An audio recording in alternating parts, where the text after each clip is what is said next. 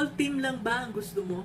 Hirap ang isa kong coaching client dahil hindi niya mapagawa sa team niya ang mga tasks na inassign niya sa kanila. So, galit siya at ang tanong niya sa akin ay, Mami N, pwede ko ba silang i-memo?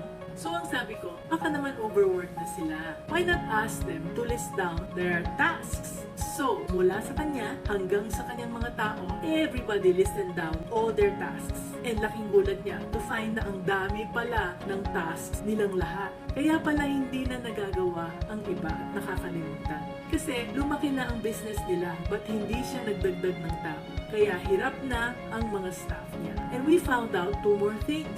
Manual pa ang gamit nilang system. Samantalang may mga apps na that can do the work faster. Tapos, hindi strength ng kanyang mga tao yung ibang mga tasks na na-assign sa kanila. Kaya hirap silang gawin ang mga ito.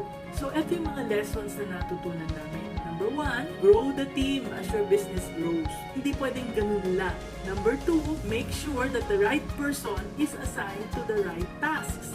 At number 3, gumamit ng mga apps at technology kung meron na ito. Always be business-minded, Pinoy.